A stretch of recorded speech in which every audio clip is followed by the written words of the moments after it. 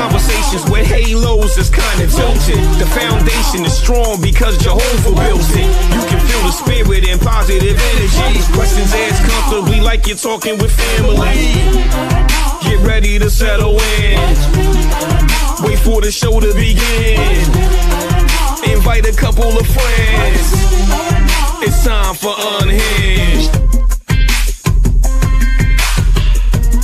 Introduce to you Get You Home Towing, a family company with the sole purpose to get you home. Whether you need roadside assistance or transport services, we have a flatbed big enough to transport any vehicle to its destination. Our offer to you is our gratitude and great service at a much cheaper price. We are also open to transport through long distances. If you need us, all you have to do is call that number. I'll see you soon.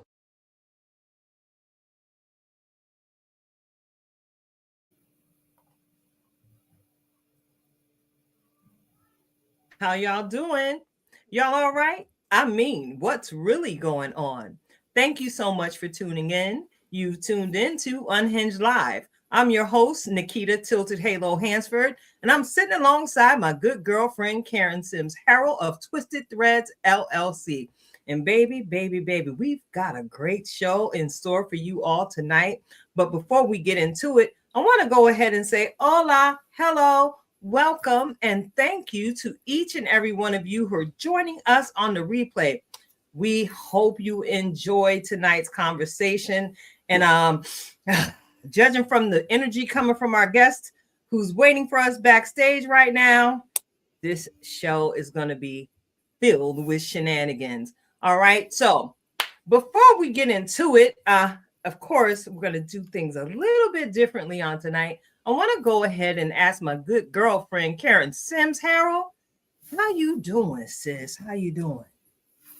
I am doing amazing. I think that this is our last, if I say, cold day for a little while. So we're going to be having the upper temperatures over the next couple of days. And if you know anything about me, Tilted, you know I'm solar powered, so I'm excited. I am elated to have the opportunity and just the prospect to get out in the sunshine, get those sun rays so that we can keep this beam on beaming. On top of that, I got family in town. They probably eating me at a house and home as we speak, right? So I'm trying to keep a tab on, well, let me keep the good stuff. So I'm just going to get the secret. The good stuff is in my office with me right now so that don't nothing come up missing by accident. Nobody can't find nothing because it's in here safe with me during the show. Now, I'm probably not going to share. So there's that.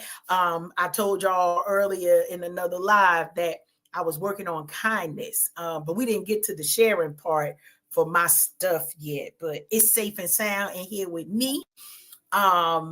That's all that I could say for that. So the rest of everything else, I wish everybody well. I gave them one assignment. Why? Because, you know, the show must go on, especially when we have our family returning, right? And not just family out here, but we got family on the show today. And so it was like, yeah, we're not going to miss this one. Why? Because the people needs our energies today with everything going on. Absolutely. So we came here to give the people what they need, not even what they want. Give the people what they need. But you know how I always do, Tilted, right? I appreciate you checking on me. You know, nobody don't check on me like you check on me. And I checked on you earlier today. I think that was today. That might have been yesterday. I honestly do not remember what day it was. But I'm going to do a check-in right now, as I often do with my good girlfriend Tilted, and ask you the question, how you doing? Girl, I'm all right. I mean, first of all, you gave me a little bit of an attitude problem because you chose violence today by getting on screen with that little sleeveless shirt you got on. Meanwhile, I'm sitting in front of a camera in a 35-degree weather zone. I got on a sweater. I got on a canvas jacket. I got a blankie on my lap. I'm sitting here wrapped up like grandmama, literally. And you're sitting here throwing it in my face that the warmer weather is going to impact your region faster than it's going to get to me. I'm feeling some type of way about that. Yeah. You You done started these petty problems early on tonight, Karen. But yeah, other than that, now that I've vented, because you know I believe venting is healthy, I'm actually doing okay. Yeah, you know, I'm keeping up with the cares of life and taking things as they come. And, you know, I'm just getting ready for this weekend. It seems like there's a whole lot going on here in the Lehigh Valley area. And you never know where you might run into me out here in these Lehigh Valley streets. So before we bring in tonight's guest, he all right, he down there with you, so he warm, so I ain't got to worry about him being cold outside on the porch waiting. All right, so I got to go ahead and get into tonight's superfan shout out, Karen. I got to get into that. You know, I want to thank you for helping me, because I don't quite remember if it was this morning that you checked on me or not either. So we there today. It's just a whole lot of excitement. Yeah, it's a whole lot of excitement. We got the superfan shout out coming up, and it's also your birthday month. That's another reason why the energy is flowing, because we are celebrating you for 31 days. 31 days of Karen, baby. 31 Come days. on now, put it on a t-shirt. Get the t-shirt. Get the t-shirt. 31 days of Karen. That's right. That's right. So look, we're going to get into tonight's superfan shout out. And tonight's superfan shout out is our little sister, Karen. Now, we have known her since she was a youngin', sporting her tribute bow tie, literally, on her church's worship team. You know, I remember when we first made her acquaintance working with KJP Productions. We saw this wonderfully talented creature just come into the room and pirouette and split and kick and sing notes that no man has reached before with their vocal cords. I am talking about our very own Juanita Renee Gray. That's right. Got to give a shout out to our girl Juanita and the great things that she's doing here in the area and beyond.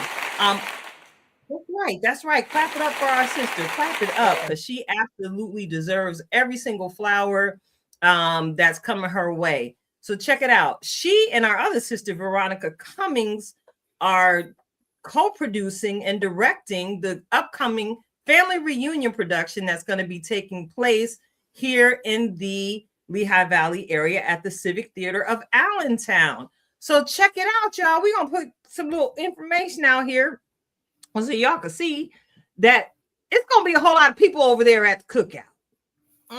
It's going to be a lot of people over there at the cookout. And if you take a gander at the flyer, you might see quite a few faces that you recognize. That's right. The family reunion production is happening March 21st at 7:30 p.m. Allentown Civic Theater, Allentown, Pennsylvania. The barcode is there. Y'all know we sharing it.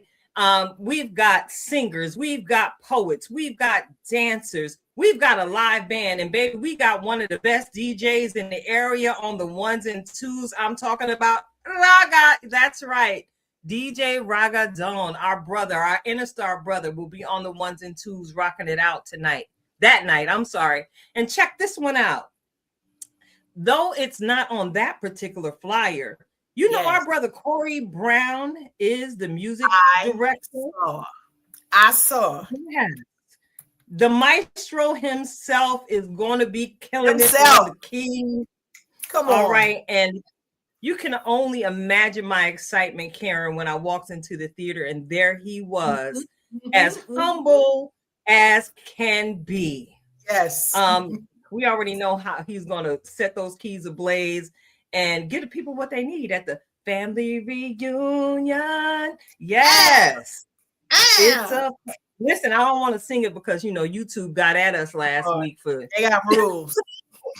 they got rules, and now they watching us, they listening for us. But yeah, shout out to you, Juanita.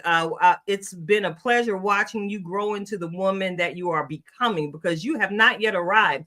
You've done some amazing things. You've already received many acknowledgments and many accolades, but sis, baby, the best is yet to come. Speaking of baby, she's expecting baby number 3. And she did share with us that she's going to have another little princess. And, you know, in true Tilted Halo style, I had to ask her, girl, what did you do? She going to have 3 daughters. So while we're celebrating our sister Juanita, we are petitioning you all in the listening audience for prayers for our sister. Put your hand this way. Extend your right hand, which represents power, and give him glory. Come on. All right.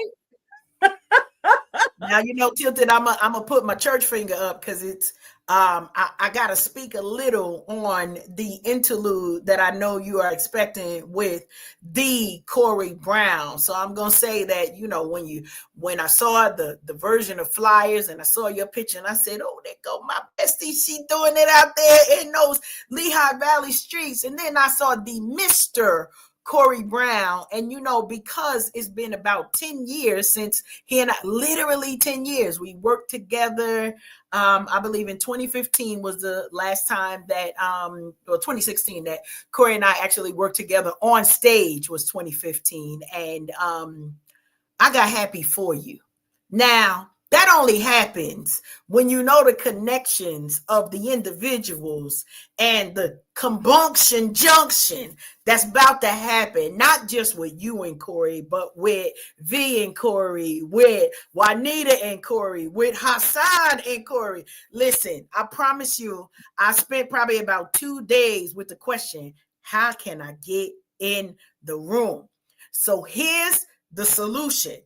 I can't get in the room. But I advise each and every one of you that are in the listening audience and close enough to get in that room on March 21st, go ahead and make it your business to get in that room so that you can experience all of the work, all of the joy. You talking about vibes on top of vibes. Go ahead and get you some. In this world, with so many different things going on, you're going to need to take that break. So go ahead and get your tickets now before they go ahead on and get sold out. So I thank you for allowing me my few minutes of interlude. You know, as I say, get out there and go see some of that greatness. Yes, ma'am. Yes, ma'am.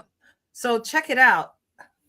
All right. I think I see our guest, you know, just finishing up his warm-up flow. I see he's gotten a little loose, a little cracked, the kinks out. He's doing his thing.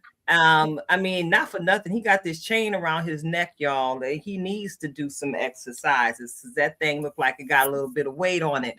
So listen, like I already said, y'all, we're going to do things on the platform tonight just a little bit differently as we welcome our family, our mentor, our coach, our girl. If you don't get this done right now, I'm talking about our brother, Rasheem. What's happening? I like to call him Peanut, but you know, Karen be looking at me crazy. We in the building. What's happening, y'all? Welcome back. Listen, I'll tell you one of the things y'all just said that made me, my first thing I wanted to say was, it's a beautiful thing to have family. You said family's in town, right? Yeah. Ain't that a beautiful thing to have family? It's a give me 5 minutes, but yes, it's a beautiful thing. you feel like a kid again, though. When they come, yes, you feel like a kid again. Yes, you know what I mean. I feel like everything that's nostalgic is just a beautiful thing at this point. Yes, it take you back to those good times, those loved ones that's left here and everything. It's a beautiful thing, especially at this time and age. You know. Yes, I agree. So today, what we got? I got a few. Oh Lord, what are we doing, Karen? What did I just do? Yeah, I got a few questions for both of y'all. I wanted to deep dive because I think that every day I'm talking to somebody about something different, and some of the questions, it's like some of the statements that they make. I'll ask one question like "bow," and they go, "I'm gone. I ain't even think of that. You know what I mean? And I like that. I like having those moments where, you know, like reflections of purpose, you know, and things that are unhinged, you know what I'm saying? Like, I like that, you know what I'm saying? That's what it is. So tonight on y'all show, I have a few questions for the queens, okay? I got a few questions for the queens. All right, we're going to jump into this. Look, I'm I'm even joining the eyeglass club with y'all tonight. Oh, Yeah, I'm just saying, right? Because look, the font on this paper right here is a little different. You know what I'm saying? Right. Mm-hmm. Okay, so one question is, are you emotionally available to your family or just financially responsible? ooh. See, now you're getting in our business, because I promise you, Tilted and I just had this conversation about 2 Saturdays ago. Like Girl. literally. Wow. I am Wow. both selectively. I'm both selectively. Okay. I'm gonna Mhm. say there are layers to that question, and this came up in the conversation, and kind of piggybacking off of what Tilted said about being both selectively, right? So we are past the age of raising children. And one of the points of conversation we mentioned is that in earlier years, we were so busy focusing on the financial responsibility for our families. Maybe sometimes we miss the mark on the emotional availability. But I'm going to tell you now, in the space where I am, and because I get to choose, right? I get to them kids grown. Okay, shout out to Danielle, my oldest. Her birthday was yesterday. Do not ask me how old she is, because it is none of my business anymore how many years she been on this earth. All I can say is we both survived. But now I get to pour in and have some of that emotional availability in a larger quantity for my grandchildren, right? And I can dish it out to my children a little bit more, because we took the time to kind of focus on doing the things we needed to do during their formative years. And now I get to say yes or no to being financially responsible in their lives, and in the lives of the rest of my family. No, because I never say I don't have it. This is a line that I learned from Tilted. My money is on assignment. So no, I can't give you none. Like, we're not gonna lie, right? We're not gonna lie. A lot of times people come and ask for money. You be like, child, I'm broke too. I ain't got no money. I got money. You just can't have it. Okay, let me put that out there. My money is on assignment. So I'm gonna leave that there. Tilted, you got anything to add to your? Actually, yeah, I do have something to add to it, because I was actually thinking about this today, and how we sometimes take the place of God in our children's lives as we begin to parent. And I was like, wow. And this actually came from something you said in that conversation, Karen. Sometimes we do play God. And then I'm like, woo, am I a narcissist?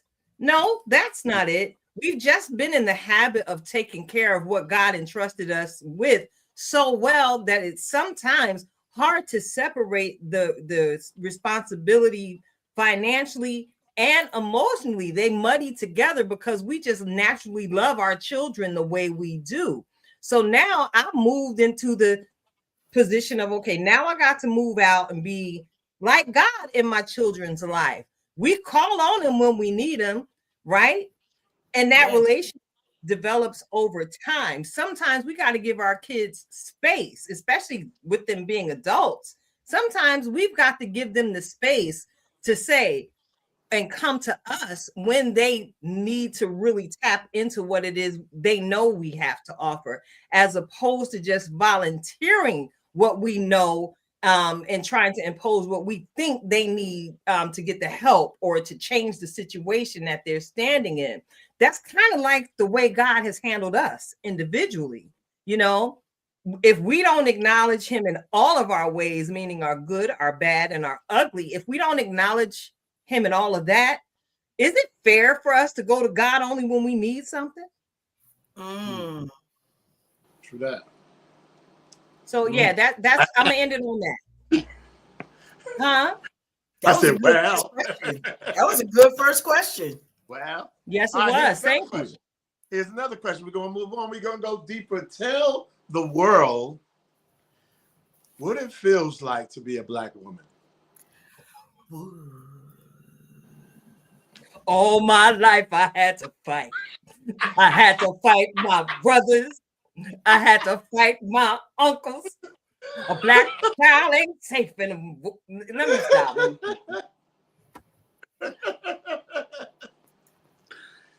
Go ahead, hit us with it. Hit us with it. Didn't I just say it all? I exhaled. It did. I want more. Yeah, I exhaled. As a Black woman who was required to leave my home and actually connect with people in the outside world every single day, right? You know what? There you go, being petty again, Karen. I'm sorry. I'm sorry. I don't want to. But you know, it's exhausting. It's exhausting, because you know people already have so many preconceived notions about what to expect from us when they see us, how we present ourselves, how we show up. And though some people often tell me I'm extremely eloquent and well-spoken and all that jazz, sometimes it's like, yo, what am I supposed to speak like? Did you expect ignorance to come out of my mouth?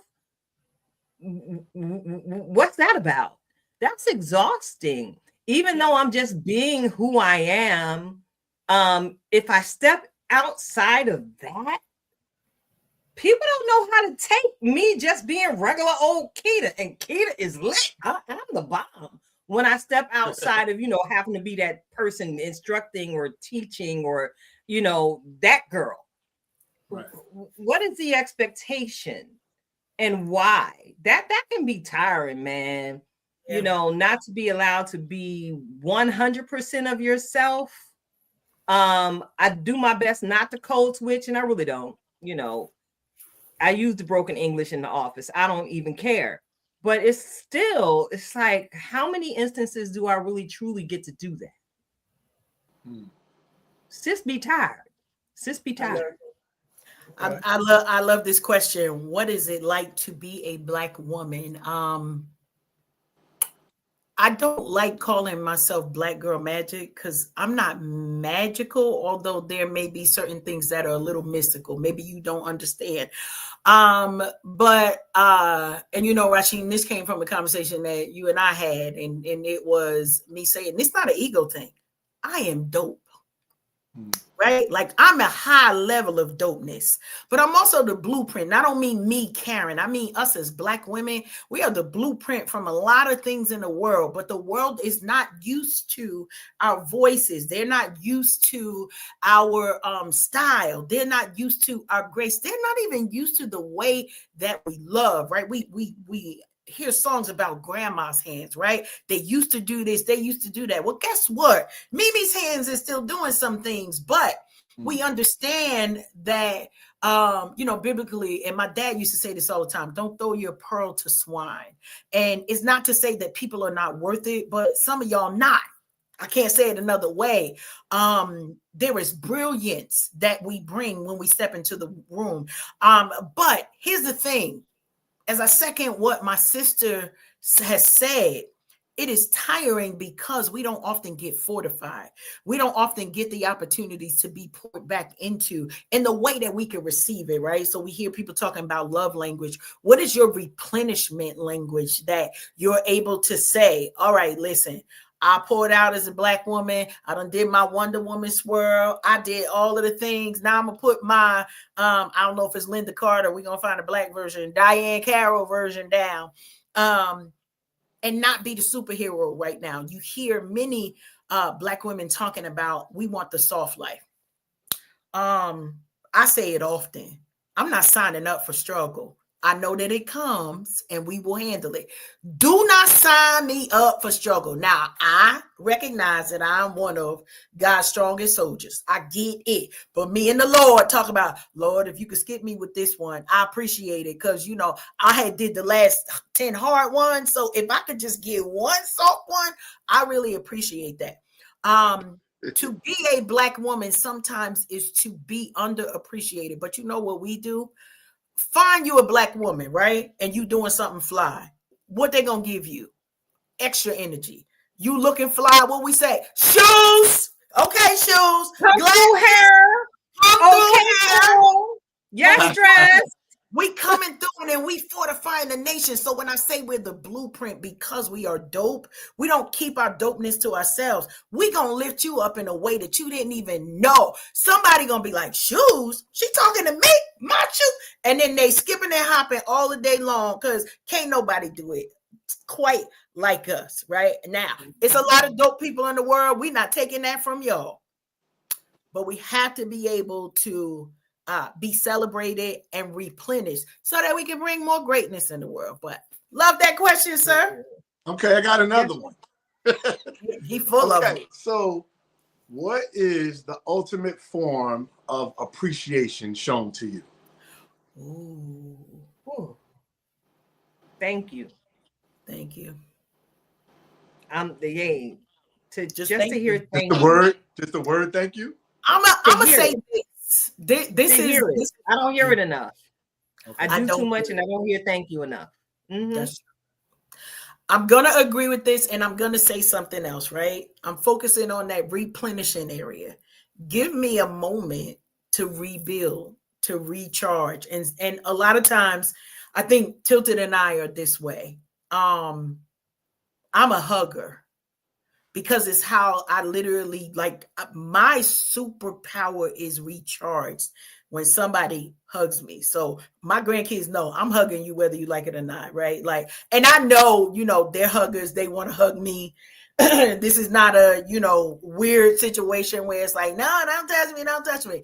But when I'm hugging them, right, we're doing that exchange of energy to understand that that's a thank you to me as well. And everybody is different. I know that's something that we've moved away from because, now we carrying diseases and whatnot. So we can't hug like we used to. But I hug selectively with those who are closest to me because there's a thank you in that hug. There is grace in that hug. There's replenishment in it because, when it's genuine. Now, if you stink, keep yourself over there. I don't need to. But it's a thank you. I'm a hugger too. I need you to do one thing for me. I need you to describe the soft life. Ooh. You wait a minute. Cut that out. That's you, Karen. This is PG over here, but that. You said it, so I said describe the soft life. You mentioned it. Go ahead, do it. You said it, Karen. That's all you. Soft life for me is don't nobody bring me no bad news, right? Don't come over here trying to create chaos. We are women of a certain age. We call ourselves queenagers because we have endured some things. We've done some things. But here's the biggest thing that we've done. We have gained wisdom.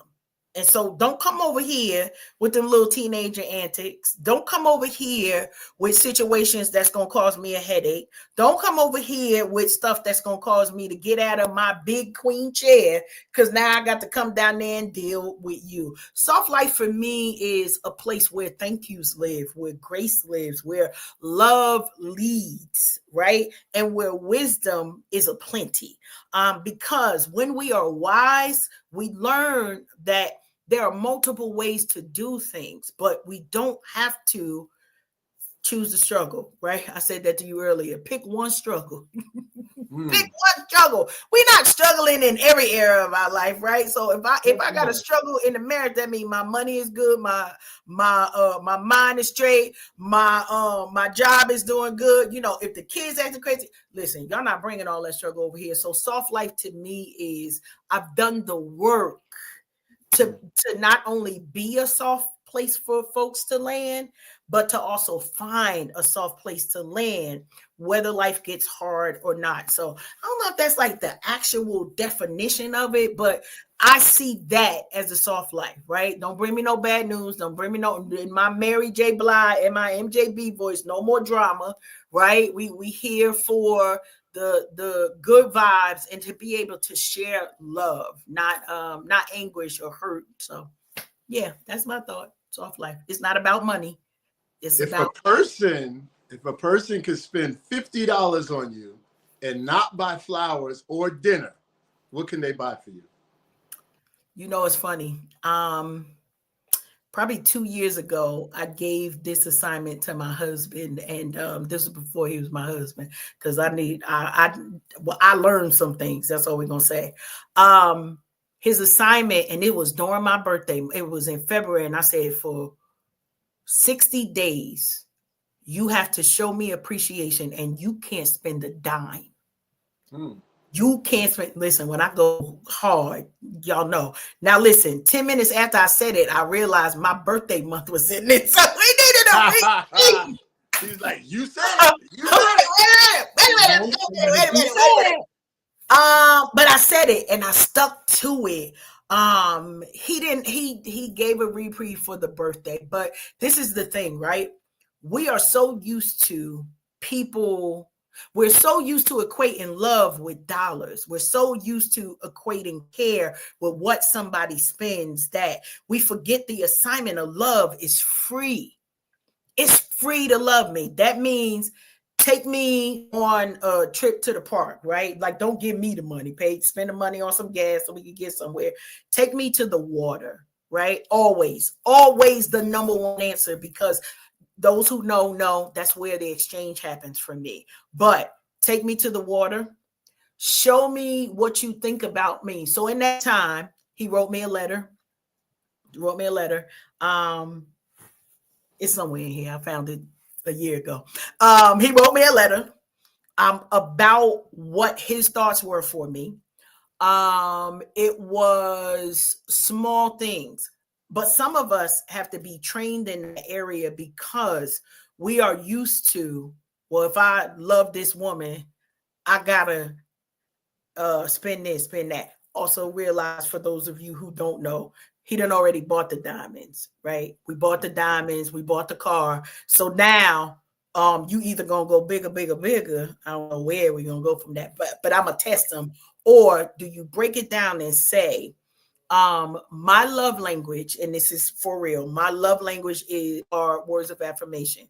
That don't cost you a thing. But actually, my love language is gifts and words of affirmation. But because they go hand in hand, and I'm a writer, your words to me become a gift for me. And so that's a thing that I'm really, really big on. What do you say about me? What do you say to me? What are your thoughts about me? And it's a sucker punch, but I'm a cheap date. That's all I can say. So he gets so that guy gets to keep the $50 then. Okay. He gets to keep the $50. So now he can spend $100 on my good girlfriend Keita. That's what I do. I got you, girl. That's what it is. That's what it is. So I guess what, same question? Yes. Well, the question is $50. How could they spend it? Now, yes. I'm gonna let, if dude wanted to spend the money on me, I like good lotion, okay? And my lotion be costing $20 a bottle. You got to drive to the little spot in Philly to find me what I want. If you do that for me, that shows your intention, your thoughtfulness, that you've been paying attention to my details. Karen, what lotion is this? Is this Victoria's Secret? What is this? No, this ain't even no Victoria's Secret. I buy this at a shop in Philly called Yadane, and it's all sourced, all natural products. It's the Islam Brothers. It's from the sisters from the nation. I use that good stuff, baby. It's pure. Okay. It's pure. I like good lotion, and I have been known to just hop in my car and drive down to Philly and just stock up. I was good this winter. Notice I wasn't complaining too much about being ashy this year, right? I stocked up. I was ready before the season got here. The only thing I needed to do to top off my mango shea butter lotion, okay? That's what I'm talking about. Shea butter. That's that mango shea, baby. Okay. Okay. So look, okay, if you can answer, both of y'all answer, what is one thing that you would say makes you happy?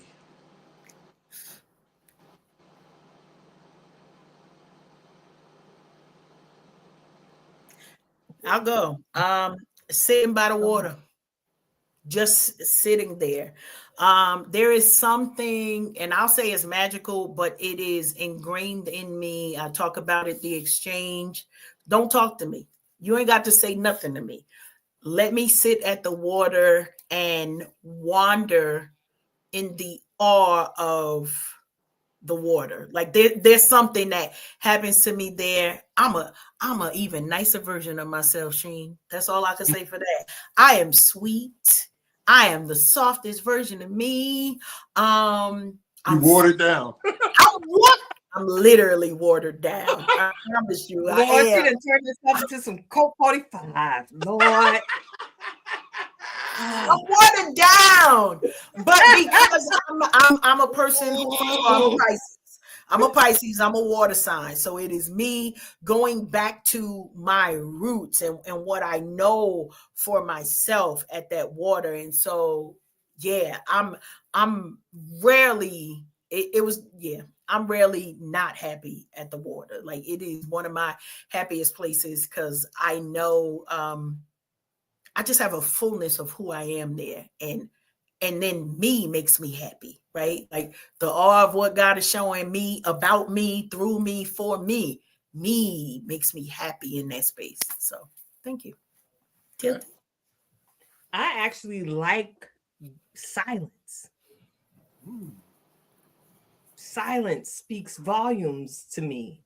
It's in silence where I can hear the strategy I receive, when there's absolutely no noise. Fun fact about me, my last drive down, I talked to y'all and share with y'all. I got my hood music on during the ride. I got my R&B on during the ride, but for at least 2 hours of that ride, I rode in silence. Mm. I like to take in the sound of everything, the details of the sound of the road. You ever notice the sound of your tires as they're rotating? They actually have a rhythm. Mm-hmm. And if you turn your auditory thoughts in another direction, you can hear how smoothly your engine is running. Absolutely. And then if you have the audacity to roll down the window, there's something about the sound of the wind passing by your ear. You can actually hear velocity in sound. I actually enjoy just silence. For someone who's a talk show host and everything, I'm not a huge talker unless the conversation has purpose. So many a day, I ain't got to talk to nobody for 3, 4, 5, 6, 7, 8, 9 different days. And guess what? I'd be okay because the internal dialogue, it comes up and I'm able to address the wrong thought and start to speak life to it and redirect myself. Sometimes I convince myself that I'm not good enough at a thing, but then I begin to speak against that one thought. Hey, but remember you did this. Look how far you come, girl. You the bomb. Da, da, da. It always turns into a girl, you all that in a bag of chips plus dips and ice cold Pepsi. You are all of that. The silence takes me there because that's when things resurface. My sister Hannah, she works in neurodivergence, right? And I noticed in silence, things I forgot happened come up. It's like, oh wow, that happened. Is that impacting how I'm handling myself and how I'm handling others today? Let's deal with that one thing that I forgot. But those things happen for me in silence. And as y'all see, I'm pretty peaceful. I'm pretty zen.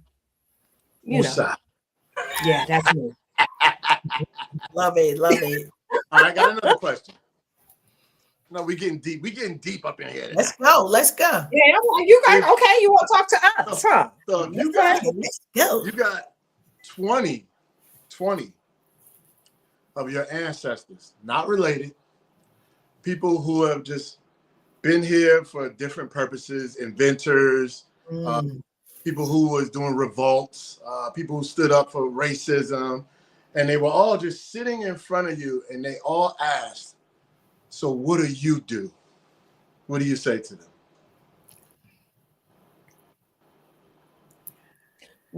The question is, what do you do? They are all sitting here in front of you. Yeah. And they want to know, what are you doing as a Black person in this world? Are you doing something for the next generation or whatever? What is your purpose? What do you do? Ooh. My purpose at this elevation in my life, because I realize every round goes higher and higher. And I had told y'all back at Thanksgiving, I'm a soul in transition. I'm ascending double nickels. I'm ascending 55. I'm very aware that my purpose right now has been to this point is, again, like Karen said, being a blueprint to the younger generations behind me. In particular, to the younger generations behind me who have lived and experienced foster care. I'm taking that part of my life's journey and just sharing the testimony of everything that sprung out of me because I was a foster child. It wasn't all bad. And I know that that's my God perspective, that helps me see it differently because, I fell in love with studying the scriptures very young. So I'm able to look back and say, hey, it had to happen. Shout out to our girl, Fantasia, who sang it best. It was necessary for me to look back in those moments of silence. Those are the seasons in my life I'm revisiting like, wow, I might have been in foster care. However, and she's now my ancestor, Mama Franklin. Mama Dorothy was that African-American woman who was also an educated woman, who was also an Eastern Star, who was also the first Black woman I was in close proximity with, who was an entrepreneur. She had multiple businesses. So why having that, it impacted me clearly. But yeah, my purpose is to give back. And I know she was a young woman who left Southern Alabama, Jim Crow, all of that. She was a fair-skinned woman who some could say could actually pass because, passing was a thing. But her story, it aligned and collided with mine and brought me into my purpose. Right now, we changing lives like little Black girl. The one that they saying got the nappy hair. Look at me, sweetheart. You're beautiful. You just don't see it yet. Yes, that hurt. But if you tap into your higher power, God can take that pain and turn it into a purpose. And if you really hold on to that, God can help you turn that thing, what the devil meant for evil, and work for your good. That is my purpose, to remind people that God is always with you. God is for you. He is more than the world against you, because I promise you, I had the world against me, but I hope I'm making my ancestors proud. I know my mother's on the other side cheering me on as well. Baby, we finna tell this story because it wasn't bad. There was good. And there is a purpose to every single thing. That's how I became a life purpose coach, y'all. I don't even know. There it is. It's the purpose. Mm-hmm. I love it. I love it. One of the things that come to mind when you ask the question, what am I doing? I'm thriving. I remember we used to go into the supermarket, and yes, it's going to be a joke. And they'd be like, well, do you want to feed the hungry? I am right now. When I'm shopping right now, I'm feeding the hungry, right? It's like how to help poor people. Don't be one. I don't know. So I want to mirror, and I think my answer to those ancestors would be, I'm building on the foundation that you left. I'm trying my best not to squander the opportunities that you opened the door for me for. And I'm encouraging other people to take those broad steps and wide strokes so that we can reach further, farther, better, stronger, all of those things. And understanding that my past is not just a blueprint for me and my family, but it's for those other single mothers, those other teenagers that dealt with some things. I recall just like literally having a conversation with my grown children about some things that I encountered. And they were like, oh my goodness, Ma, your story could be a Lifetime movie. Honey, my story could be a Lifetime channel. Okay. I'm not talking about one movie. We got stories on stories on stories. Episodes. How that part, episodes on how we overcame every obstacle, and it wasn't by ourselves, right? Shout out to you know him as 14K, my brother Andre, aka Goddaddy, to my oldest child. And I remember saying to him, you know, oh, God brought me over and got me through all of these things. And he was like, no, sis, I need to correct you, right? Because you had to make the decisions that yielded a positive impact on your family, right? God gave you the choice. You still had to choose. And so in my answer to our ancestors, I would let them know I'm choosing life. I'm choosing joy, right? I'm choosing to make sure that the wins that I experience also leave breadcrumbs, not just for me and mine, but for the next generation. Why? Because I want, and I would say this all the time with the work that I did in DEI, it never was about me. It wasn't about me. It was about, I'm going to bust this door down for my grandbabies, because if I don't open the door for anybody else but for the 55 grandchildren that I have, that's enough. But to know that every door that I walk through, whether somebody decided that they want to close it, okay, now it's your fault. And you'll ask me, what do you mean it's your fault? Now we got to find another way. Okay, so that means your glass gonna be broke. That means all of the safeguards that you're trying to put. I just wanted to go through the door. We gonna make it. We're going to get to the other side. That's what our Harriets taught us. That's what our Malcolms taught us. That's what our Martins taught us, right? That's what our Mayas taught us. That's what we're learning right now. When we see entrepreneurs like Tyler Perry and those particular folks, I don't even know the people who bring in the production company to North New Jersey, right? Somebody said, we're going to bust all this down. Don't care what it takes. We're going to get to the win. And so that tenacity is what I'm bringing to our current generation, not only to remind them and encourage them we could do it, but I tell you, well, okay, we ain't going to say that. I'm encouraging them. That's all we're going to say. I'm going to tell you what I say. I'm encouraging them, because sometimes we got to take a little bit of that Martin and a little bit of that Malcolm and merge it, right? By any means necessary, I'm going to love y'all to greatness. There you go. I like that. That's cool right there. That's pretty cool. All right, well, I done asked a bunch of questions. You know what I'm saying? So I'm just saying. But y'all got some questions? Yeah, well, I want to put that last question back on you. Which one? If your ancestor, that same question you just asked us, you sitting in a room full of the ancestors, you got Malcolm, you got Martin, you got Nat, you got all of them, okay?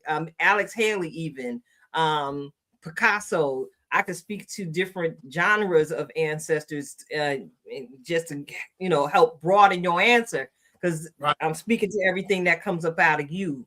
So yeah, same question to you, Mr. Pugh. Okay. Well, it's funny because I feel like I carry them with me every day in everything that I do. Even when I think one of the things that I kind of took for granted and really wasn't paying attention to was the tow truck business. When I first started doing the tow truck business, of course it was about, hey, this makes money. Let me try this. You know what I mean? Buy a truck, do my own thing, blah, blah, blah, blah. But then and I chose the name Get You Home Towing. And then I recognized that I was doing a service by helping people get home, right? But then that became something deeper when I met the old lady, somebody's grandma. And when I saw the 17-year-old Black girl stuck on the side of the highway. And then when I saw the brother, his car went down in a ditch. And then I saw the girl who crashed into the tree, and she's 16 years old, and her parents running, and they're like, oh my God, I'm so happy you got her. When I seen that I'm this Black man smiling, saying, you all right? And I'm big, and I got weapons in case any craziness is out there. And I'm making sure that these people are safe, especially in a world where people are snatching people, and especially in a world where they're snatching young girls. And I see the fear in their face even when I'm pulling up. And I say, hey, you good? You all right? You okay? All right. Well, get in the truck, have a seat. I'm gonna deal with the car. And they go, okay. And they get on the phone. They on the phone. And they stay on the phone as long as they will. Look, I'm gonna get you home. You good. You in good hands. And I saw it was like, I didn't realize how impactful that was until, and many of the listeners won't realize how impactful that is until they stuck on the side of the road and it's dark. Okay. And it's in a town that they might call a sundown town, or it's so dark on the street that it's a farm on this side, farm on that side. You can't see in front or back of you, and your battery about to die in that car. You know what I'm saying? It gets real. I did a video one time where I said this video is called Conversations with God. It's like when I'm in that tow truck and I got all the lights and everything going. When I go down them black roads, let me tell you something. It's so black, I wouldn't want to be stuck in the tow truck. You know what I mean? Okay. So I can imagine a person in the car. So that's just one thing that I'm proud of. I'm proud of the lyrics that I write, the messages that I put in the music that encourages, that uplifts. I'm proud of my nonprofit that has put a lot of people in films and different programs. And I mean, even whenever we would do a casting call and you see 80 people show up and I always wanted to be in something like this. It was in my back of my head. I dreamed it, but I never had a chance. Well, here's your chance. Boom. Express yourself. And then to see that person go from, like, let's say like a John Black, his first film being It Takes a Village Part 2. And now John Black is all over Tubi. Shout out to all John. over Tubi. He's everywhere, you know? And there's a few other actors that, man, I feel like the Spike Lee in this area. But and when I look at that, by just saying Spike Lee, look at all of the opportunities he created for the people he put on. And I would say to my what's the guy name? What's his Robeson? Paul Robeson? Yes, Paul Robeson. That's an ancestor. Yes. He would be proud of that. You know what I'm saying? It's okay, true. You helping some of my theater people, you know, stuff like that. Then mentoring the youth, especially the troubled ones. Sitting there telling them my story. All right, when I was 17, I got locked up. I was facing 25 years. And I decided at that moment, you know, I better change my life and pursue my dreams. Some people hear that story and they go, wow, okay.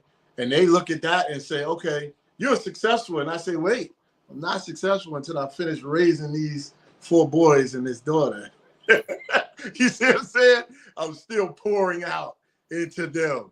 And I want to see them become adults and grown and they have their success. And, you know, the success ain't just money. Of course, it's family, love, all that good stuff. So I have a lot to share with my ancestors because I really feel like one of their bloods is still in my blood and it pumps every day. And when I see certain things, it just makes me like roused up, you know? Even when I see, we were looking at the war today and I said, you know, just imagine there was a time where the white man was at war and said, we can't win this war unless we recruit some black people. But we got to give them incentive. Well, let's tell them that we're free to slaves if they do that. And guess what? They fought their butt off and they won that war because of them brothers, you know? And I sit here and I look and I say, you know, well, we watching TV and we watching the bombs in Israel and all that. And I said, well, you know, we've been at war. We at war with our food. We at war with our privacy. You know what I'm saying? With the ring cameras. I mean, it's a camera on every corner, taping everywhere we go. We've been tracked on our cell phone. We've been at war. We at war when we get pulled over by the cops. We don't know what's going to happen next. You know? And then in my case, when you get behind my car, it says, this is a concealed carrier. And he's also a master mason. So when you go to his door, you better have your hand on your gun because he has a gun in that car. So depending on what side of the bed that cop woke up on, it could be my last day or his. You never know. But that's a war that's in our mind constantly. And every day when I went to school today and I told my daughter, hey, give me your hand. She said, Mom, don't let me walk with her hand. I said, I don't care what your mama do. I'm holding your hand. You get what I'm saying? I said, and the reality is this. They snatching kids. I saw a video where the mother was holding a baby's hand, walking out of Walmart. And this guy was walking in Walmart. He bent down and grabbed the child while the mother was still holding onto the child. And then they struggled out of frame. And they said that the different people came in and tackled him down and he got arrested. But think about the balls that this guy had to have. I'm going to take the baby while she holding the baby. Like, to me, that person, it's like bring the death thing back. Because this person just needs to die. They no respect for nothing. They don't need to be here.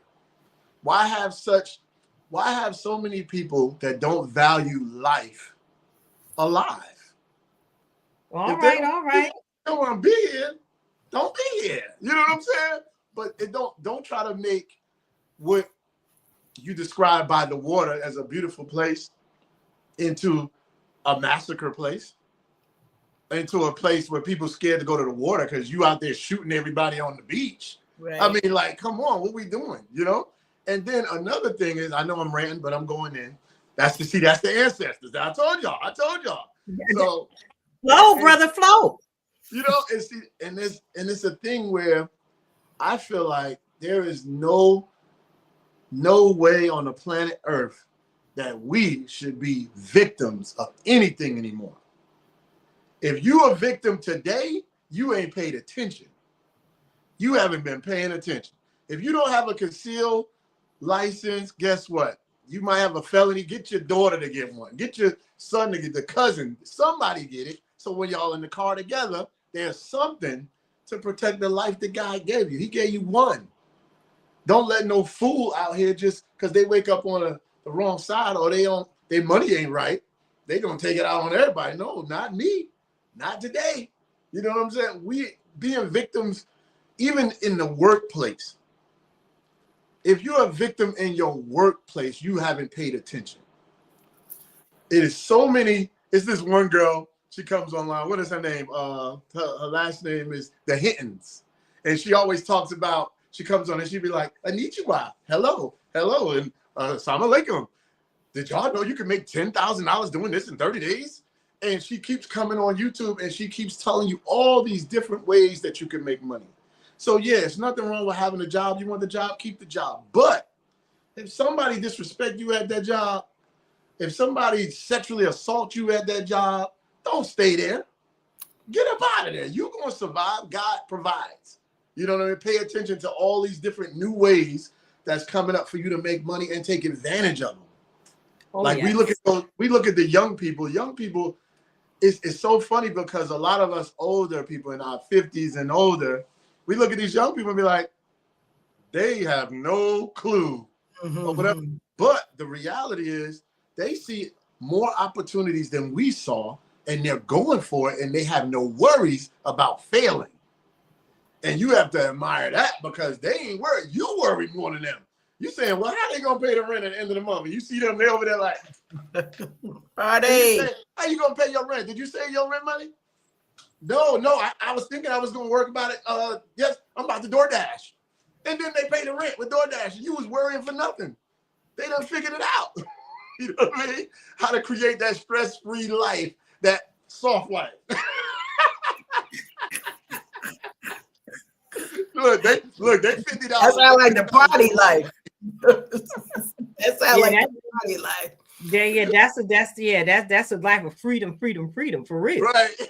So that was just all of that was just to answer the questions. Sorry, that just it's all good, ancestor. But here's the deal: you're sitting here with one of the media moguls of the area, and I got a little thought for what's really going on. Hey. As you were speaking, you were talking about how the young child was almost snatched from their mama right there in Walmart. So with everything going on in the world, right? We see that we're at war. And so many of the commentators online are sharing the thought that this was the hugest way possible, the hugest way ever to distract from the Epstein files, right? Mm-hmm. So part of the Epstein files recently revealed that Life Touch Photos, the CEO, the owner of that particular company, had a huge, was mentioned quite a bit in the Epstein files. And you know how my little tilted brain gets to working. And my first thought was like, oh my God. They took millions. Every child's name, address, telephone number, mama name, age, date of birth, and they plugged it into a database. Wow. So they know who to mail these photos to. You know, you got the picture ID associated with the number on the packet that they signed. Took it one step further. I'm like, wow. So that means if your parents didn't have like all of the money to pay for the largest package back in the day, I think the $100 package, you was balling because you had extra pictures and everybody in your whole cipher get a picture of you that year. But a lot of parents couldn't afford to pay for those photo packages, right? So many students just went and got the free ones that came just because you showed up for school picture day to be included in the yearbook and in the class photo. I shared that thought to say, I wonder if that's how they even index the children whose information they were able to obtain through the Life Touch photo packages. Can we have a conversation about my thought on this? Get into it. I see you over there shaking your head, Rasheem. You getting your Stevie Wonder in it. You riding with me, riding. Listen, let me say this. A lot of people want to join clubs until they see the fine print. It's a lot of clubs out here that do a lot of stuff. We just get the surface when we talk about people who go to college and they join fraternities and sororities, right? The hazing process that everybody talk about. It was lawsuits. It was all kinds of stuff. One sorority put their finger in the guy. I mean, it's a lot of different assault stuff happening. Fraternity. Right? Well, as you go up the ranks and you go into these bigger groups, more private groups, a lot more stuff happens. And it's been happening for a long time. I literally just saw the other day where they said they was going through different countries of how many children are missing each year. And they said over 400,000 kids a year in America get snatched, get missing. That tells me 400,000. So I have to say to myself, where are the parents at? What were they doing? And is it from parents? Guilford County, when I was working with these youth at one point, they had over 600 kids in the system. Over 600 kids in the system. And a lot of these kids were in foster homes. And you have to ask yourself, are foster kids getting missing? Is it daycares? Is it the high schools? I mean, what is it? Is it because somehow you can't steal certain kids from certain places. That's right. You just can't. You know what I mean? Because somebody's eyes is always on them kids. And you can't get it. Like if you go into projects and all these mamas in the windows and cousins outside and playing, the boys standing over there selling drugs, try to go steal a kid right there in front of them. Just try it. You'll be dead before you get out the parking lot. You ain't making it off the block. You get what I'm saying? You're not making it. So then they go to these suburban areas. Okay, then it's kind of like Malcolm X said. He said, all y'all want to be over there till y'all get over there and see what happened to you. That's right. See how they treat you over there. You know what I'm saying?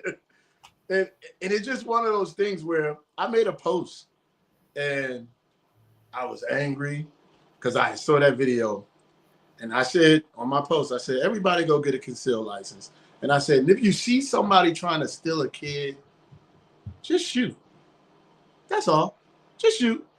And, and I'm not condoning violence, but are we going to sit here and let 500,000 kids get missing in front of our face? If somebody do that in front of me, they're going to have a bad day. That's my kids say, oh, dad going to say you're going to have a bad day. You're going to have a bad day. You know what I mean? Because it should not be accepted. You got countries that if you steal something, they cutting your hand off. It could be a piece of fruit. You know what I mean? You got guys where if they rape somebody, they're cutting off their private parts. So now you got to walk around with a bag to use the bathroom forever because of what you've done. I mean, there has to be more than just going to a prison, getting into a fight, and staying comfy for 20, 30 years and come out with your weight up or gray hair and all that. Now in the old folks' home living off Social Security that everybody else paid into. It got to be more than that. That's not enough. I remember my homeboy, he was hustling. He never had a job. And he was hustling and selling drugs. And he got shot. And got popped in the stomach. Boom. And he had to wear like a little wrap and everything. And then he told me one day, he said, yeah, man, you know, I'm up. And it's funny. I'm living in PA. He told me I'm in PA. And he said, I'm on Section 8. And I get disability. And I said, what? He said, for the rest of my life. I said, so wait a minute, let me get this straight. So you sold drugs your whole life, never had a job, never paid into anything concerning the government at all, never, no taxes, nothing. You get shot doing some street stuff, and now our tax dollars pay for you for the rest of your life to sit at home, and you got Section 8 voucher, living in a better house than most of us, because Pennsylvania is beautiful in the Poconos. Yes, it is. So I said, wow, oh, wow, that's deep. And it really taught me something. I was like, wow, like when I see this war on TV, you ask the question, why? And I don't see no different than seeing Malik from 18th Street going to take over 22nd Street because they're getting more money over there. That's all I see. You got no reason. There's no reason to be at war with nobody unless you're trying to take over their area for their resources. You know what I'm saying? This whole country, that is a fact. This whole country was built on gangsterism. These people sent people over to the Americas, and it was black people here, natives. We are the natives, and others. You know, whoever, God knows best who else was here, and they conquered it. They took over. They killed millions to take over this place. And now they even went against the place that sent them here. They went against them. They started sending, what was it, Britain or UK? One of them. They sent soldiers over here, and it was the U.S. people was fighting where they came from. Like, no, this is ours. We independent. Oh, 4th of July, Independence Day. Yay. We independent gangsters. You see what I'm saying? Now we got our own gangster thing. So now we're going to gangster the black folk. We're going to gangster these folks and those folks over there. Oh, yeah, we gangster. Oh, wait, hold up. We got some guns. We got more guns than we even use, than we even need. Yo, let's go take that other area over there, dog. Yo, I'm with it. How many people we got with us? Oh, look. We ain't even got to do it. We're going to start an Army, a Navy, Air Force, and Marines. We're going to recruit people from this country and make our own gangs to go take over areas that we want to take over at any given time. It won't even cost us our life. That's all I see. When you study history, that's what it is. That is the plain sight. It's like, I don't see politics. I see man taking over areas, man trying to be greedy, or man trying to control a people. Oh, this is my district. That's your district. That's that control. You know what I mean? Even when it comes to religions, that's my religious house. This is my religious house. I require you to pay this amount of money. You come in here. I require you to pay a amount of money. We're going to call that this. We're going to call that that. Different names, control. At the end of the day. You know what I mean?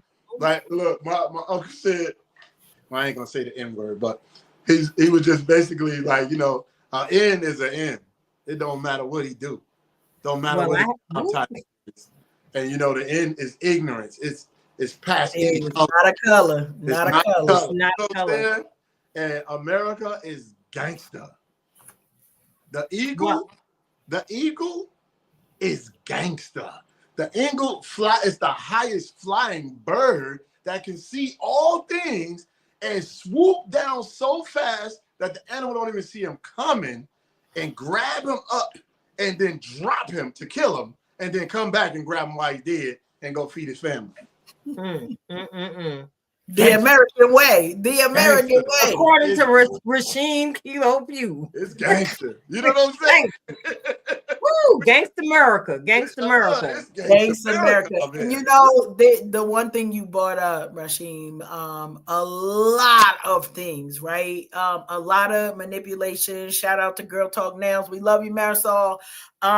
Thank you for joining us this evening. And we got all of the questions, all of the topics. But one of the things that you mentioned is that manipulative control and how it activates, not just in the war, not just in the Epstein files, right? Getting back to the Life Touch and the millions of children that were in the mix to be exploited, and we signed up for it, right? Like, I know I was the one. Well, I mean, I would only take the picture till I had one good picture of the kids, and then I said this is the last one, so I ain't paid for a picture since Danielle was 9, because them pictures cost too much. But that's another story.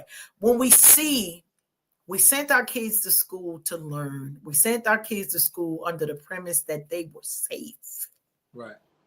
I think the biggest thing with the war, with the files, is that the thought of protected safety is shattered on so many levels.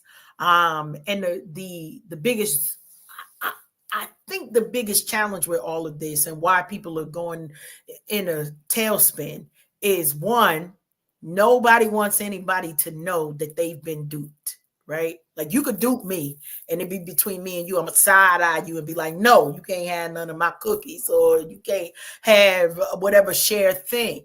It's a different thing for all of us to be in a space and say, we were duped. We were duped by the thought of, because many of us don't think of the American gangsters, right? They don't think of the American way as gangster. If I see it and you have it, I'm gonna take it. That is also the American way, right? That's how this country was founded. When we think about the myriad ways that DEI has been taken out of conversations and taken out of all of the different places, and you know, we'll say, well, they don't want us to be educated, right? Because they want us to remain ignorant. But the fact is, they don't want anybody to know the dirt, right? If I know that my grandma was part of the lynching of your great grandpapa, I don't want nobody else to know. I'm not concerned that your grandfather is dead and that your family saw hardships. I'd rather hold on to my ego, my pride, than to say, you know what? We did have a gangster time, and I wish that things were different. That, to me, is the real reason why the information is leaving our schools. And shout out to Marisol, as she mentioned, right? Why is homeschooling so important? I know, I promise, I tell Alfred, I'm taking all my grandkids, like, where they going? They can't come here.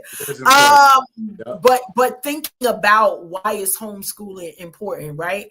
I recall my eldest grandchild going to school, and they came back with the story, right? It was Black History Month. Y'all know it's Black History Month every month. It's Negro Day every day at my house. Mirror. Look at my mirror said it. Yeah, listen, it's Negro Day every day. But the challenge was, I said, you know, Harriet Tubman had a gun? Because the version that they teaching them is she was docile. She got knocked upside the head. She didn't have no sense. She knew exactly what she was doing. She knew that it was life or death. And so it's going to be you or me. And so when we have Black history lessons, right, talk to them about Malcolm and Martin coming to the fullness of their own, putting them in rooms where they could hear other names that we don't even know about, right? We think about Henrietta Lacks and the lawsuit that was just settled. That woman been dead for I don't even know how many years, that we talked about, that they did not think it was robbery to steal the cells of a Black woman. Come on. When I said we the blueprint, I meant that thing. They took that woman's cells and turned it all the way around, that now We have vaccines. We've got cures for different things because of what it is. When we think of the gynecology profession, right? Think about all of the things. Where did the pap smear come from? They took Black women, they took women of different cultures and were like, we gonna test on y'all with no anesthesia. Right. We gonna make it simple for y'all. And so now we can't even go to the doctor because our doctors are trained. Oh, we must lie about our pain. And so they treat us that way, right? So when we say we tired, that's why. Why does it have to be our blood spilled so that you can advance? Why does it have to be that you believe that we are able to be tortured versus this the reason why, Sheem, I'm snatching the soft life, because what they want to give is not soft. It is survival, right? And we're going to survive. I will survive. Listen, all of the things. What they wanted to do was to break us. Right. You know, to break us as a nation, to break us as the original people mentally. Because here's the deal. If you take us away from our originations and the knowledge of who we truly are. Come on now. You know, not for nothing, they stole her cells and they made medicine. They made magic.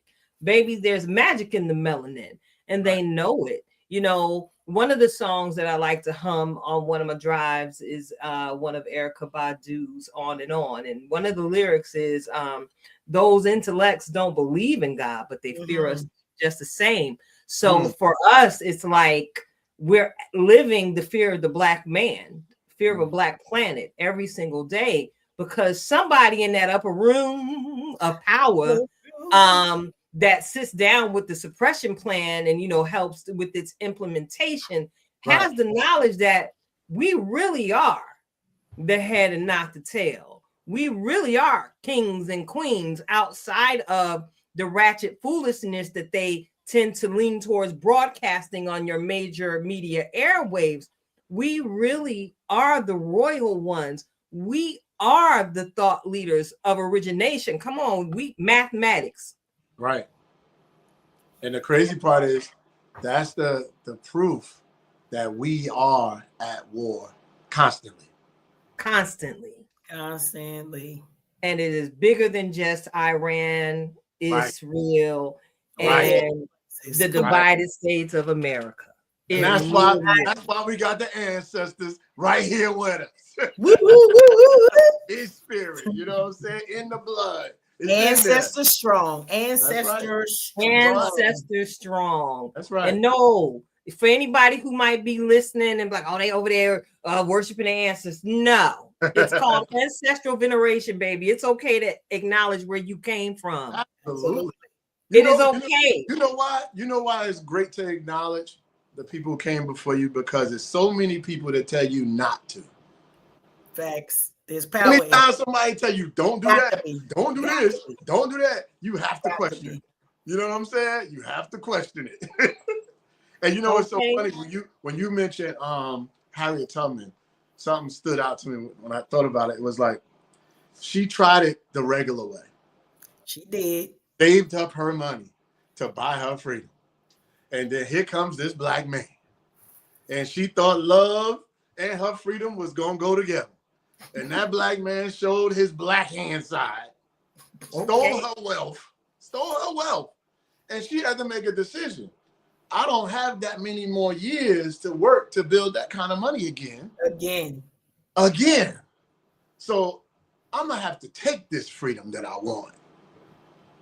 And let me tell you something, just the thought of that, knowing you could die, knowing everybody with you could die, and you say, you know what? Let's go for it, y'all, because this ain't it. And it was so, I mean, that story is just amazing. But there's so many others that have made it that has not been written about. That's right. And that's why we got to remember them, because they all work together. Like when you look at, I was saying on a live the other day, and I was talking about music, and I said, you know, all them years ago when there was like a Marvin Gaye, and they were what's my man name? Like Otis Redding, and all these guys. This was a time where they had friends and family. True. Who was in the studio with them, who loaned them some money, helped pay the rent, helped put gas in the car, that we don't know about them people. We only know about the name that went up in lights. That's true. And all of them people that was in our concerts, those were our family members at those concerts. And they know them people personally. They met them. They shook their hands. Some of them went to school with them. Some of them, you know what I mean? So it was amazing because I was saying, like, today is tomorrow's history. Absolutely. So today, as we all live together on this planet, we need to know each other, hug each other, talk to each other, laugh with each other. And yeah, some of us will have the names in lights and history. It won't matter because God don't care nothing about that. But guess what? We are here together. So let's make the best of this lifetime that we have together and make it strong and enjoy it and love on the generation that we can. You know what I mean? Because we tomorrow's history. We tomorrow's history. You know what I mean? Words of wisdom from the Dream Coach. We love it. We love it. Yes, absolutely, absolutely. Great conversation tonight, y'all. Do they got any questions in the chat? I don't know. Marisol, I see you up there. You got any questions for RKP tonight? You got any questions for Coach Cash tonight? Anybody else out there in the listening audience? Look, hold on. Look, I got some questions over here. Uh-oh. He pulling up his glasses again. Uh-oh. There you go. He wrote a song about it. Want to hear it? Here it go. Let's see. What was the thing? Here's a question. Did you parent your children from a place of healing or from unprocessed trauma? Come on, you know the answer to that already. You know what? I'm healing now. Take me to the king. Now listen. He said, I'm healing now. I'm healing right now. You know what? Because this is the thing, right? Probably 10 years ago, we didn't have a language for this, right? So I'm gonna bring this to the forefront, right? I watched the clip, and I don't know if it was on Instagram or YouTube, wherever it was. Shout out to the actor Clifton Powell, you know, the chocolate brother. And it was a all men's smile with the pretty smile. Go ahead. I'm sorry. It was an all men's table, right? And he could play a bad guy, like for real. But one of the things that he mentioned that stuck with me, and I don't know why it's just coming in my mind, but it stuck with me, was he was saying in his 60s, he just learned how to love himself, right? That means for 60 plus years, he probably was loving everybody else wrong, right? Dogging them out, doing well. I don't know his story, so allegedly, because you ain't coming for me. I got $5 and I'm keeping it. Okay, but allegedly, that was the story. And the women are, dogging them out. Oh, it's your responsibility. You need to know, take the accountability for your emotional stability. 10 years ago, we didn't have the language for this, right? Many of us, I'm going to say many of us didn't have the language to say, was I emotionally available, right? I put food on that table for them kids. They didn't die, right? Wasn't that the goal? For some of us, that was what we were taught was the goal was. Many men of a certain age and of his age, you were considered a good man if you just came home, right? Come home, pay some bills, not even all the bills. Just come home and pay some bills. Now, here you go. Here go your good man certificate. The reason why I struggle with hearing women bashing that is that it doesn't come from a place of empathy. Now, I get it. We the ones that got dogged out, right? It was us. We got carried that. Whew. And that's why some of this stuff is heavy. But for our Black brothers, right, they also had to carry some things that they didn't know that they were taking us out with friendly fire. They maybe. Some of y'all pimps was pimping and y'all knew what y'all was doing. But there are a large majority of gentlemen who did not have the language to say, I don't know how to hold you better, right? I got to have you over here and somebody else over there because I don't know about this emotional security that to provide you. I don't know how to sit in one place to be, right? I ain't going to get into your segment, Keita, but I don't know how to be here for another woman, and then that kind of turns up, and we're like, oh, men are dogs, and they not this, they not. We gotta sit around sometimes and ask, because here's the one thing about a dog: they usually got a trainer. Boom. It ain't my time for my purpose and purpose, but have we as women been seated in our positions and training these so-called men or dogs to be less than the thing that we needed? Church finger, passing. I got to add to that. I had that conversation. You made the reference to men being dogs. I had a conversation with one of my very good male friends about this years ago. And I was sharing with him how my brother got angry with me because I used that term, men are dogs. Brother got pissed off. But my good friend, he said, no, you're right. All men are dogs. And that, to what you said, Karen, he said, it's just how you train your dog. All dogs have a trainer. And get this, some dogs are never trained. Some dogs are just wandering around in varying alleys and ain't got no kind of couth about not the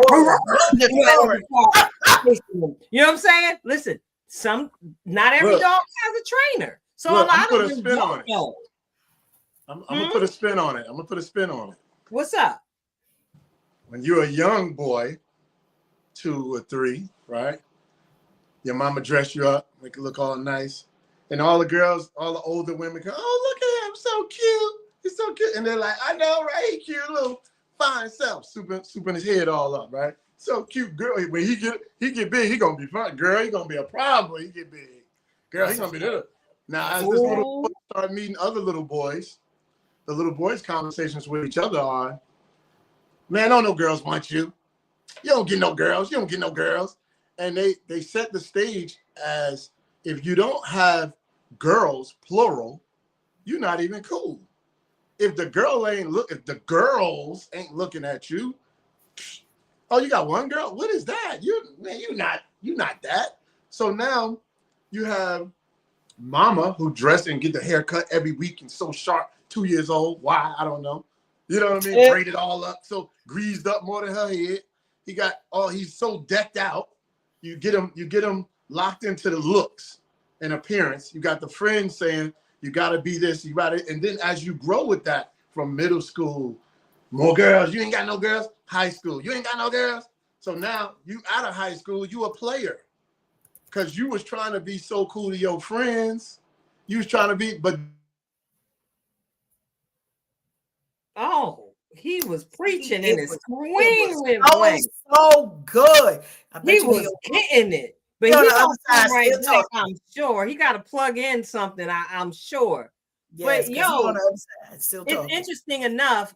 He's talking about how the mothers grew, rear the boys to be trapped into a look. It's funny because I actually experienced this in a conversation with an older gentleman recently, who said to me, I never been the one to talk to a natural woman. Because he was always of the thought that a woman is supposed to look a certain way. Right. If they don't have the long weave, if they don't have their nails done, right. He was given a perception of what the standard of Black beauty was supposed to be. And then you run into something like me, cute as ever with her natural curls. And now you wonder, what is it about her? She don't have a 30-inch bust down. No, I don't. That part. I prefer whatever inches I decide to keep it. Because today going tomorrow. Because I'll call Barbie and be like, "Can you taper that down?" Marisol, we're following you. We following you. All right, he came back. We knew it was good. That's because it was too much information and power being shared on the line. That's always happens. But go ahead. Come on back in there. Hit your audience. You here? We see you. We hear you. We see you. Can you hear us? Nope. I don't hear. Let me see. Can you hear us? The phone rang. Hello. All right, I'm gonna take him off. He can give us the thumbs up when you ready. When you can hear us. Or just put them on mute. Let them look on, be there on screen. Okay. Can you hear us? I can hear y'all. Okay. Okay. Yes, we can see you. You back. All right, there we go. Gee, Weezy. Okay. So I left off. That was somebody calling my phone. When it calls, it knocked me right off the thing. Wow. So, okay, so you got mama souping you up as a little boy. You got middle school, high school, all your friends saying you need multiple girls to be cool. Then you meet this girl, and because you got multiple girls, you break this one girl's heart. And when you break that one girl's heart, she lets you have it. She give you the truth. You a dog, you this, you that, you this, that. And you're like, but that's all I learned. That's all I learned. And what am I supposed to be? Because they told me this from the beginning.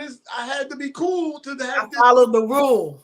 Right. The rule. Right. So now, like, okay, and then you got to relearn everything. I remember Malcolm said that in that movie. He said, before I can teach you anything, I have to get rid of everything you learned. Mm-hmm. We got to get rid of all the bad. And now let me give you the good. So it's interesting because, like you said, what's her name said, Clifton Powell said it when he was 60. And it's an interesting part of life how God allows you to mature and learn more as you evolve. You know what I mean? As you get older. And it's the same thing like fruit being bare. Like the tree can grow and you can't eat nothing off of it until it actually bears some good fruit, you know? It takes a while to get there. You know what I mean? It does. Go try to chew on a banana tree before the bananas get there and tell me how it tastes. That part. Marisol got a question in the comment streets, right? She's saying, is it that or is it that there's too many to choose from? So we got a lot of women out here who look at that smile on that man's face.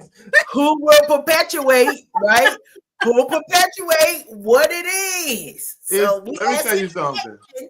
It's a lot of looks to choose from, but it's not a lot of qualities to choose from.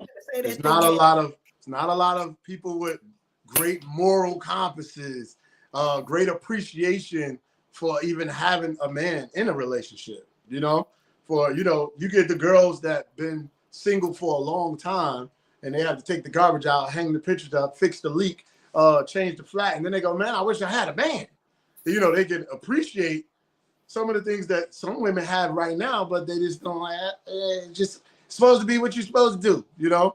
I think when people, all right, I'll tell you like this. Somebody asked me a long time ago, what keeps a good marriage? And my answer was, when my goal is to make her happy and her goal is to make me happy, we're going to be good. That's a fact. We're going to be good. You know what I mean? Because I'm going to have patience. I'm going to be like, oh, that ain't making her happy. I got to figure that out. Let me change that up. You like that? Is that better? Oh, all right, that's cool. You like that? All right, boom. And she do the same with me, we're going to be good. But as soon as a person say, you know what? I got to think about myself, it's over. It's over. It's over. Isn't that one? Because when that person think about themselves, they are no longer thinking about you. It's a wrap. It's a wrap. It's a wrap. So check it out. Rasheem, thank you so much for taking that mic toss so gracefully tonight. You handled that. You did that. And I look forward to sitting in with you again next month, sir. Mm-hmm. You'll be back. Listen. Let me tell y'all something. Some of those questions I gave y'all, that is going to be something when I do interview each one of you individually on my podcast. The world is listening. Okay. It comes with, listen, all I'm coming with is deepness. Well, we ready with some of the answers, but check it out. I'm looking at the clock and we about to get kicked out to school because the hall monitor is down the way said, wrap that up, B. Wrap that up. So I gotta go ahead and segue into my most favorite segment of every single show, every single week. I like some soul nourishment. I need to be watered by my Pisces friend, So check it out, y'all. Get it together and get ready to receive this week's reflection of purpose from our very own in-house certified master life coach, Coach Cash herself of Twisted Threads LLC. Coach Cash, you ready, boo? I'm ready. You just listen, stay ready so we don't got to get ready. That be the line. So today I want to give a reminder. We talked a lot and we started at the top of the hour talking about family. And so today's title is Hold Them Close. Hold them close. We see a lot of different things going on in the world. I think, our guest this evening talked a little bit about holding the hands of those children when they out and about, and understand the message that is sent when a family unit operates as a family unit is crazy out here in the world. But it's so powerful that I wanted to take the opportunity and the time, not just because my family is in the house, like literally right now, and it's a little bit too quiet, so I might be nervous. I don't know if they killed each other or if they just all getting along. I'm not really sure. But in 10 minutes or less, I'm going to find out. Hold them close, because many of our matriarchs, I'm going on 10 years of celebrating my mom's transition. And I say celebrating because there were certain lessons that I couldn't learn until she departed, until she exited this earth. And then, my goodness, the lessons that have been learned in the last 10 years. But when we are holding our family close, holding our family, those friends that are now family, right? We get to make the choices of who's within our family unit, who's within our support system, who's in our tribe. We talk about that here all the time on Unhinged. But I want to remind you, hold them close. We see the reports, right? Gas prices already going up. Ain't nothing but about somebody being greedy. We still using last week's gas. So how the gas price go up? I'm sorry. However, as those gas prices go up, make sure you hold your family close. Hold those loved ones. Our elders are getting up in age. Make sure you glean the time with them to hear the oral stories, right? The oral history that they are carrying around.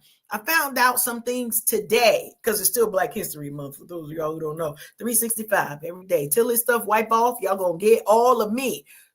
Holding them close also allows you the opportunity to learn about the history that never made it into anybody's books, the names that have never been called. And some of that ancestry is right in your family. I'm preparing to take some time next week because my best friend said 31 days of Karen. So we're going to celebrate all 31. I think we got 39 to 29 more days to celebrate. And during that time, I'm going to take the opportunity to read some writings from an ancestor that is a great grandfather to me. And knowing, when we say, show them who you are, you can't know who you are until you hold them close and are held close by those who mean the most to you, right? Some of that's y'all right here in this tribe. That's y'all who come on these times every week. You know that it's coming and you support us and we appreciate you. And so we're holding you close, but we want to remind you, do that for your family, your kids, your grandkids, your husbands, your wives, those that you say you love. Don't leave them out there. One of the things that we know about Rasheem, it doesn't matter where he is. He's one of those man's men, right? I say that in a way that he don't care who you are. He has a protector spirit. So if we somewhere, be like, okay, wait a minute, hold up. Because, if I got to cover both of y'all, that means one got to be here and one got to be there. And if it's 4 of us, that means all y'all. So we know what to do in those areas 90% of the time as tribes. But when you hold them close, you get the updated language so you can work through your trauma, so that you can work from a place of not staying in dysfunction, but a place to go from trauma to healing. And so we want to remind you, hold them close, gather the oral stories, and then meet us back here the next time we come live, because we might be needing to hear from you about your story, about the thing that you overcame, and for us to see you thriving, not just surviving. Tilted. That's all I wanted to say today. So I'm going to throw it right back at you. Hold them close. That's good. That's what's up. That's what's up. I'm trying to tell you, listen, so much has been shared. And I got to take us out with this just be outro. And I've been on a different vibe lately, and we've been bringing the scriptures back into the conversation because they're very necessary. Many of us were brought up in the foundational faiths of one of the top 3. And as I enjoy looking into the different holy books, my foundation starts at the biblications, okay, the Bible. Those scriptures took me into the Torah. They took me into the Apocrypha. And as we were sitting here tonight and, the conversation flowed the way it did, that one scripture came to mind, 2 Timothy 1:7, that reminds us of this, that God hasn't given us a spirit of fear. He hasn't given us a spirit of fear, but of power and of love and a sound mind. So if I was to encourage you to just be anything this week, I would encourage you to just be powerful and stand in your greatness. We see so much going on. We hear of wars, we hear of rumors of wars, we hear of inflationary gas prices, we hear of crooked politicians, we hear of the Epstein files. We hear of different things going on in the halls of Hollywood, in the halls of even your local county offices. Listen, just be powerful, and be powerful beyond your wildest imaginations. Be powerful enough to do that thing that you were once afraid to do. We spoke so much in this conversation, and my thought just went back to a lot of the things and the systems that have been put into place have been put there to keep us in a broken state of mind. But I would encourage you, again, as I mentioned, many of us came up within the 3 major world faiths. Tap into your power, because I guarantee you are going to find a word that will literally become the wind beneath your wings to help catapult you into your next. It doesn't matter what it looks like. It doesn't matter what it feels like. Another one of my favorite scriptures tells me not to be afraid of the arrow by day, right? Or the terror at night. Listen, I'm powerful, and the Spirit of God rests in me. So that means I'm capable of doing anything but failing. And guess what? If I fail in my humanity and in my limited human nature, guess what? I'm going to fail forward and take the lesson and use it to repurpose it into something powerful, purposeful, and powerful at that. So stand in your power and just know that you are, because God really did create you to just be. It's your girl, Tilted Halo. And I'm sitting alongside my good girlfriend, Karen Sims Harrell, Twisted Threads LLC. And we got our brother, our coach, the one again that tells us, girl, get it together. RKP, Rasheem Kilo Pugh. Save the Arts TV. Indeed. Thank you so much for joining us. Do you have any last Thanks for having me. No problem. Karen got to go, so we got to get out of here before the family jump in the room and we get to. Y'all gonna see something in the frame y'all may not want to see. I'm just saying. All right, y'all. I'm out. All right. Until next time, y'all. We out.